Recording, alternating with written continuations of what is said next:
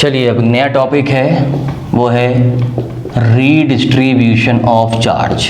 Redistribution of charge. ये redistribution of charges क्या है, इसका क्या इंपॉर्टेंस है, इसको देखते हैं। रीडिस्ट्रीब्यूशन किसके पास होगा? हमारे पास दो कैपेसिटर्स होंगे या दो मेटेलिक बॉडीज होंगी, दो कंडक्टर्स होंगे जिनको हम चार्ज दे देंगे पहले, और चार्ज देने के बाद हम उन्हें आपस में कनेक्ट कर देंगे। फिर अगर उन दोनों के चार्ज अलग अलग हुए एज पर देयर कैपेसिटेंसी, किसी की कैपेसिटेंसी कम है किसी की ज़्यादा है, तो उस केस में क्या होगा, दोनों को आपस में कनेक्शन करने से पोटेंशियल से लो पोटेंशियल की तरफ चार्ज फ्लो होना शुरू हो जाएगा, ट्रांसफर होना शुरू हो जाएगा, जैसा हीट का होता है, high temperature to low temperature. जब तक डिफरेंस हाई रहेगा जल्दी जल्दी फ्लो होगा, जैसे जैसे डिफरेंस कम होना शुरू होगा वैसे वैसे धीमा होना शुरू हो जाएगा, और जब बराबर हो जाएगा तो फ्लो होना बंद हो जाएगा। ठीक वही यहाँ पर भी होगा। देखिए रीडिस्ट्रीब्यूशन ऑफ चार्ज में क्या होना है। जैसे मान लीजिए एक कैपेसिटर है, ये एक कैपेसिटर है, इस कैपेसिटर को हमने एक सेल लगाया, अलग अलग पावर के सेल लगाने हैं, सेम पावर के भी लगा सकते हैं, मैंने अलग पावर का लगाया, यानी कि अलग अलग वोल्टेज का लगाया दोनों कैपेसिटर को। इसका कैपेसिटेंस है C1, इसका कैपेसिटेंस है C2। इसको पोटेंशियल दिया है V1 और इसको पोटेंशियल दिया है V2। अलग अलग वोल्टेज की सेल या बैटरी से इनको चार्ज कर रहे हैं अलग अलग। तो जब ये अलग अलग चार्ज हो रहे हैं उस केस में मान लीजिए इसके पास चार्ज स्टोर हो गया +Q1 और यहाँ आ गया इंडक्शन से -Q1। दूसरे कैपेसिटर के पास चार्ज स्टोर हो गया Q2 -Q2। Q2 चार्ज इसके पास स्टोर हो गया, अलग अलग स्टोरेज हो गई। थोड़ी देर के लिए मान लेते हैं कि Q1 जो है वो Q2 से बड़ा है। अब क्या करना है हमें, जब ये इंडिविजुअली डिस्ट्रीब्यूट हो गया, इसको बोलते हैं डिस्ट्रीब्यूशन, ये प्रोसेस है डिस्ट्रीब्यूशन। यहाँ पर हमने सिंगल अलग अलग बैटरी से चार्ज को डिस्ट्रीब्यूट किया है, ये है डिस्ट्रीब्यूशन हो गया। ओके, अब यहाँ से इस बैटरी को खोल देना है, दोनों बैटरीज को खोल के अलग कर देना है, खोल के अलग कर देंगे। कैपेसिटर हमारे चार्ज हैं, ओके। दोनों कैपेसिटर को आपस में कनेक्ट कर देना है। जैसे ही मैं आपस में कनेक्ट करूंगा, ये कनेक्शन हो गया आपस में, सेल चले गए, दोनों सेल आ गए, दोनों कैपेसिटर आ गए यहाँ पर, सेल यहाँ से चले गए। अब देखिए क्या होगा, अगर ये हाई चार्ज है और ये लो चार्ज है Q2, लो चार्ज पे भरा हुआ है ये वाला, और ये ज़्यादा चार्ज भरा हुआ है, तो क्या होगा इस केस में, जैसे ही कनेक्शन होगा हाई चार्ज से लो चार्ज की तरफ फ्लो होना शुरू हो जाएगा जब तक दोनों के चार्ज सेम ना हो जाए। क्योंकि हाई चार्ज वाले कैपेसिटर का पोटेंशियल हाई होगा और इसका लो होगा, तो हाई पोटेंशियल से लो पोटेंशियल चार्ज फ्लो होना शुरू होगा। ओके, यानी कि अब इसका चार्ज कम होना शुरू हो जाएगा और इसका बढ़ना शुरू हो जाएगा। तो कहने का मतलब है दोनों के ही अपने अपने चार्ज जो पहले Q1 Q2 थे अब नहीं रहेंगे, बदल जाएंगे। नंबर में समझिए, जैसे मान लीजिए इसके पास 10 कूलाम चार्ज है और इसके पास है 5 कूलाम चार्ज। चलिए 5 की जगह ले लेते हैं, 8 कूलाम चार्ज इसके पास है, 10 और 8। ठीक, तो 10 और 8 में 10 में से कम होना स्टार्ट हो जाएगा, इसके पास रह जाएगा 9 और इसके पास भी हो जाएगा 9। एक यहाँ से कम होगा, एक इसका बढ़ गया, 10 से 9 हो गया, वो 8 से 9 हो गया। टोटल देखेंगे तो कितना है, 10 + 8 18, 9 + 9 18। क्योंकि चार्ज तो कंजर्वेशन को फॉलो करता है, इसलिए चार्ज टोटल अमाउंट में तो सेम ही रहेगा दोनों सिस्टम का, दोनों का टोटल चार्ज 18, यहाँ भी 18। ठीक, लेकिन हुआ क्या, दोनों के चार्ज इंडिविजुअली बदल गए। अगर इंडिविजुअली बदल गए तो हम सिंबल्स में क्या बोलेंगे, सिंबल्स में हम इनको बोलेंगे, जो सिंबल इनके पास है उनके पास डैश लगा देते हैं कि अब कैपेसिटर 1 का जो चार्ज है वो हो गया है Q1 डैश, तो ये -Q1 डैश हो जाएगा, और इसका हो गया है Q2 डैश, तो ये -Q2 डैश हो जाएगा। अब जब ऐसा हो जाएगा, दोनों के चार्ज अगर सेम हो गए तो चार्ज सेम होने से दोनों के पोटेंशियल भी सेम हो जाएंगे। सेम पोटेंशियल होने तक चार्ज फ्लो होता है। अब पोटेंशियल इसका हो गया V और इसका भी हो गया V, सेम पोटेंशियल होने तक ये चार्ज फ्लो होगा। ओके, तो इस केस में जो कैपेसिटर का हमारे पास कैपेसिटेंस का बेसिक फॉर्मूला है वो है C = Q/V, या फिर Q = CV भी कह सकते हैं। इस फॉर्मूला के अकॉर्डिंग जो हमारी मैथमेटिकल वैल्यूज़ हैं, फॉर्मूलाज बन रहे हैं यहाँ पर, जो आगे हमारे पास एज पर आवर कन्वीनियंस हमें हेल्प करेंगे एनालाइज करने में, ऑब्जर्व करने में। क्या ऑब्जर्व करेंगे अभी देखते हैं। फिलहाल इन फॉर्मूलाज को हम अलग अलग लिख लेते हैं। इसके लिए लिखेंगे तो कितना बन जाएगा, Q1 is equal to C1 V1 यहाँ पर। इसके लिए हो जाएगा Q2 is equal to C2 V2 यहाँ पर Q1 डैश है C1 और इसका पोटेंशियल है V, C1 V same potential हो गया। Q2 dash new charge on second capacitor Q2 dash C2 V। तो ये रिलेशन आपको ध्यान रखने हैं। अच्छा, अब इसका इंपॉर्टेंस देखिए क्या हुआ है। सब समझ गए कि डिस्ट्रीब्यूशन और रिडिस्ट्रीब्यूशन क्या है। एक बार अलग अलग चार्ज करना है, ये है डिस्ट्रीब्यूशन। उसके बाद जब सेल हटा देते हैं, दोनों को आपस में कनेक्ट कर देते हैं और फिर चार्ज हाई पोटेंशियल से लो पोटेंशियल की तरफ खुद ही फ्लो होना शुरू हो जाते हैं, डिस्ट्रीब्यूट होना शुरू हो जाते हैं। तो ये होता है रीडिस्ट्रीब्यूशन, दोबारा डिस्ट्रीब्यूट हो रहे हैं, अपने आप हो रहे हैं, रीडिस्ट्रीब्यूशन। तो ये प्रोसेस है रीडिस्ट्रीब्यूशन,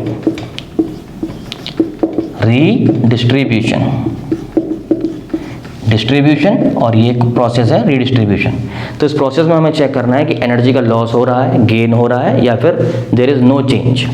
यही इसका इंपॉर्टेंस है। तो इसके लिए हम क्या काम करेंगे, इसके लिए हम लिखेंगे टोटल इनिशियल एनर्जी, तो टोटल इनिशियल एनर्जी का सिंबल हमने दिया you for energy, I for initial. तो पहले वाले कैपेसिटर की एनर्जी हो जाएगी, एनर्जी के तीन फार्मूलाज हैं, मैं CV² वाला यूज़ कर रहा हूँ। हाफ CV² था, half C1 V1 square plus half C2 V2 square. ये है इनिशियल मतलब ड्यूरिंग डिस्ट्रीब्यूशन, और फाइनल कौन सी होगी, ड्यूरिंग रीडिस्ट्रीब्यूशन। तो इनिशियल एनर्जी कितनी हो गई, C1 कैपेसिटेंस है, V1 पोटेंशियल डिफरेंस है, हाफ C1 V1 स्क्वायर। दूसरे वाले के पास C2 कैपेसिटेंस है, V2 पोटेंशियल डिफरेंस है, हाफ C2 V2 स्क्वायर। ये दोनों की मिला के टोटल एनर्जी हो गई। इसी तरह से टोटल फाइनल एनर्जी यानी कि ड्यूरिंग रीडिस्ट्रीब्यूशन का केस ये वाला है। इस केस में क्या होगा, symbol is UF, final energy half C1 तो कैपेसिटेंस है, वो तो फिक्स रहता है, कांस्टेंट है। V चेंज हो गया, कितना हो गया, V स्क्वायर, पहले V1 था, V हो गया, प्लस हाफ सेकंड कैपेसिटर की कितनी कैपेसिटेंस है, VBC2 है, वो भी कांस्टेंट वैल्यू है। इसका पोटेंशियल कितना हो गया, V सेम हो गया, V स्क्वायर। तो ये फाइनल एनर्जी है, ये इनिशियल है। इन दोनों का डिफरेंस हमें लेना है। तो डिफरेंस लेने के लिए हम निकालेंगे चेंज इन एनर्जी। तो चेंज इन एनर्जी हो गई आपकी delta U is equal to UI minus UF भी कर सकते हैं, और UF माइनस UI भी कर सकते हैं। अगर आप UI माइनस UF कर रहे हैं और आपको एक पॉजिटिव वैल्यू मिल जाती है, तीन पॉसिबिलिटीज़ हो सकती हैं, 1 2 3। UI माइनस UF किया तो उस केस में आपके पास UI माइनस UF एक पॉजिटिव वैल्यू आ सकती है, एक नेगेटिव वैल्यू आ सकती है, और 0 भी आ सकती है। तीन पॉसिबिलिटीज़ हैं, ठीक है। तो अगर पॉजिटिव आ जाती है तो इसका मतलब सीधा सा है कि there is loss of energy.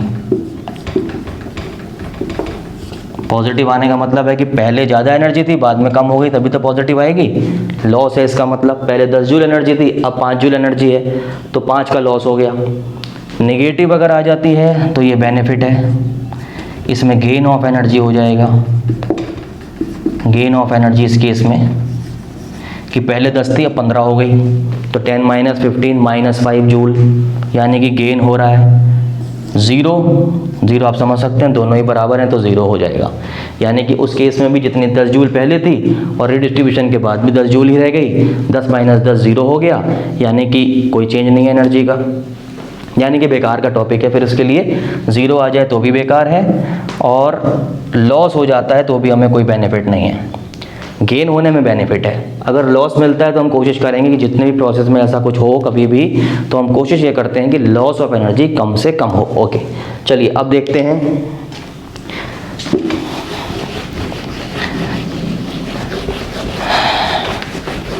अब इसको कैलकुलेट कर लेते हैं। Delta U is equal to U I minus U F. Values put करेंगे, यू आई की वैल्यू हो गई half C1 V1 square plus half C2 V2 square minus U F है half C1 V square plus half C2 V square. थोड़ा सा simplify करेंगे, half C1 V1 square plus half C2 V2 square minus half C1 minus C2 plus C2 into V square common आ गया, आप right left दोनों में कहीं भी रख सकते हैं। ओके, सब में हाफ है, हाफ सबसे बाहर निकाल देता हूँ मैं, और अंदर आपके पास बचेगा C1 V1 square plus C2 V2 square minus, यहाँ बचेगा आपके पास इस ब्रैकेट में C1 plus C2 into V square, ये वैल्यू है। ओके, अब यहाँ पर ये जो V है, ये V रीडिस्ट्रीब्यूशन के बाद हमें मिला।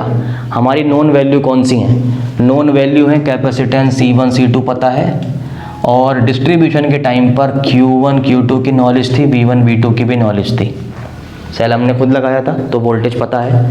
ये रीडिस्ट्रीब्यूशन अपने आप होने के बाद अब ये कितना पोटेंशियल हो गया नहीं पता, इसलिए इस सेम पोटेंशियल को हम पहले अपने नॉन टर्म्स में बनाएंगे। तो कैसे बनाएंगे? सेम पोटेंशियल डायग्राम के पास ही कहीं बना के रख लेंगे आप, सेम पोटेंशियल या फिर common potential V is equal to, formula आपके पास है ये वाला कैपेसिटेंस वाला फॉर्मूला जो है C is equal to Q by we.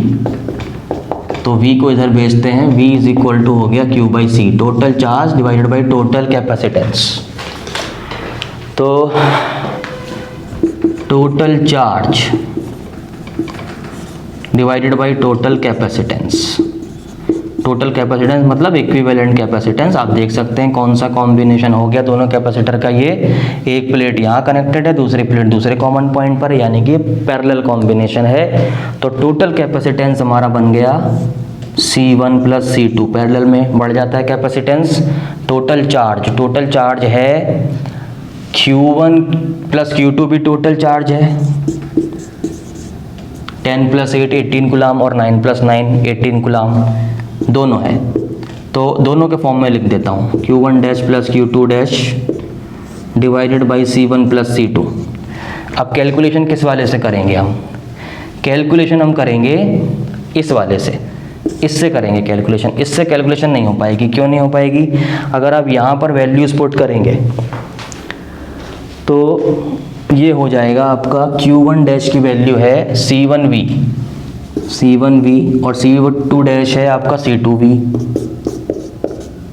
नीचे है C1 प्लस C2, ऊपर से V कॉमन आएगा, C1 प्लस C2 से ब्रैकेट कैंसिल हो जाएगा, V is equal to V मिल जाएगा। तो V is equal to V से कोई फ़ायदा नहीं, इसलिए इसको नहीं लेके चलेंगे आगे, यहाँ से आगे बढ़ेंगे। नोन टर्म इनमें है, क्योंकि Q1 डैश भी हमारा बाद में मिला है अपने आप, उसकी नॉलेज हमें नहीं है, हमारे नोन टर्म्स में नहीं है। Q1 डैश अननोन में है, V में है, और V को अपने नोन टर्म्स में पहले ही बना रहे हैं, इसलिए ये कर रहे हैं। तो Q1 की वैल्यू कितनी है? Q1 है ये C1V1 और Q2 कितना है? C2V2 divided by C1 plus C2। इस V को यहाँ यूज़ करेंगे बस। उसके बाद सिंपली आपको सिंप्लीफाई करते जाना है और कुछ नहीं है। ओके, तो ये हो गया हाफ, थोड़ा ध्यान से करिएगा, C1V1 square plus C2V2 square minus C1 plus C2, V की जगह पर आ गया आपका C1V1 plus C2V2 divided by C1 plus C2, ऊपर स्क्वायर है तो होल स्क्वायर। उसके बाद half C1V1 square plus C2V2 square minus, square होने से C1 प्लस C2 का एक ब्रैकेट इससे कैंसिल हो जाएगा। C1 प्लस C2 एक पावर है, ये दो पावर है डिनोमिनेटर में, एक पावर नीचे बच जाएगी यहाँ। तो यहाँ रह जाएगा डिनोमिनेटर में C1 प्लस C2, और ऊपर रह जाएगा ये वाले का square C1V1 plus C2V2 square, bracket कर देंगे बंद। उसके बाद हाफ एलसीएम ले लेते हैं। एलसीएम आ जाएगा C1 + C2 और ये C1 + C2 इसके पास मल्टीप्लाई होगा, इसके पास मल्टीप्लाई होगा। C1V1² into C1 + C2 plus C2V2² into C1 + C2। मैं आपको पूरा लिख के दिखा रहा हूँ, आप डायरेक्ट करना चाहें जल्दी जल्दी कर सकते हैं। तो यहाँ पर ये वाला रह जाएगा, इस ब्रैकेट को भी मैं खोल देता हूँ। खोलने के बाद ये बचेगा C1² V1² plus C2² V2² plus 2C1 C2 V1 V2, bracket लगाया हुआ है अभी भी, कुछ नहीं है। a + b whole square open किया है, a² + b² plus 2ab। Okay, उसके बाद इनको भी मल्टीप्लाई कर लेते हैं। मल्टीप्लाई करने पर ये हो जाएगा हाफ, डिनोमिनेटर में अब सिर्फ ये है C1 + C2, यहाँ मल्टीप्लाई करते हैं C1² V1², फिर C1 C2 V1², फिर ये वाला जाएगा इन दोनों के पास C1 C2 V2²। 1 और 2 का बहुत ध्यान रखना है। फिर C2² V2², माइनस को अंदर भेजिए, माइनस अंदर जाते ही minus C1² V1² minus C2² V2² minus 2C1 C2 V1 V2। यहाँ तक आपको आ जाना है। पेशेंस रखना है, आराम से करना है। एक बार सीख जाएंगे फिर कितना भी जल्दी आप कर सकते हैं। फिर मुश्किल से आपको इस पूरे रीडिस्ट्रीब्यूशन को करने में 7 मिनट से ज़्यादा समय नहीं लगना चाहिए। 7 मिनट्स, ओके, 7 मिनट्स में आपको सारा ख़त्म कर देना है। उससे कम में भी कर सकते हैं। अब देखिए C1² V1² से ये कैंसिल हो गया, C2 V2² positive, C2 V2² negative, ये कैंसिल हो गया। क्या बचा आपके पास? एक टर्म डिनोमिनेटर में ये है, एक ये है और एक ये है। तीनों में C1 C2 कॉमन है, बाहर निकाल देते हैं। तो ये हो गया डेल्टा U चल रहा है हमारा, ये change in energy UI - UF से कर रहे हैं। तो हाफ और C1 + C1 C2 ऊपर से कॉमन आया, C1 C2 अंदर में रह जाएगा। यहाँ पर V1², फिर प्लस V2² और माइनस का 2V1 V2, V1² plus V2² minus का 2V1 V2। अगर आप इसको ध्यान से देखेंगे तो ये a - b होल स्क्वायर या फिर b - a होल स्क्वायर दोनों कह सकते हैं आप इसे। C1 + C2 into V1 - V2 whole square में लिख देता हूँ। आप चाहें तो V2 - V1 होल स्क्वायर भी कर सकते हैं, कंफ्यूज नहीं होना है। 3 - 2 whole square is 1² is 1, 2 - 3 whole square is -1² that is also 1। स्क्वायर होने से नेगेटिव हो अंदर या पॉजिटिव हो वो सेम ही वैल्यू आती है। ओके, अब मुझे आप ये बताइए कि ये जो डेल्टा U है ये पॉजिटिव है या नेगेटिव है? डेल्टा U इज पॉजिटिव और नेगेटिव और ज़ीरो, जो हमने हिसाब अभी लगाया था कैलकुलेशन स्टार्ट करने से पहले। यस, क्लियरली ये है पॉजिटिव। क्यों? क्योंकि कैपेसिटेंस जो कैपेसिटर का होता है वो पॉजिटिव होता है, ठीक है। तो उनका प्रोडक्ट भी पॉजिटिव होगा, उनका एडिशन भी पॉजिटिव होगा। ये तो 1/2 पहले से ही पॉजिटिव है नंबर है। यहाँ V1 - V2 में कोई भी बड़ा हो छोटा हो कोई फ़र्क नहीं पड़ता, क्योंकि ऊपर स्क्वायर है। ऊपर स्क्वायर होने से अभी आपने देखा पॉजिटिव वैल्यू आएगी, यानी कि टोटल कैलकुलेट करके एक पॉजिटिव वैल्यू आने वाली है। अगर ये पॉजिटिव वैल्यू आ गई, पॉजिटिव वैल्यू, तो हमने किया क्या था? UI - UF किया था। इसका मतलब है UI is greater than UF। इसका मतलब है इट्स लॉस ऑफ एनर्जी। क्या है ये? लॉस ऑफ एनर्जी है। पहले एनर्जी कुछ थी और बाद में एनर्जी सिस्टम के पास कम बची, तो बाकी कहाँ चली गई? रेडिएट हो गई हीट के फॉर्म में, और भी बहुत सारे फॉर्म्स में उसमें रेडिएट हो गई होगी, यही होता है।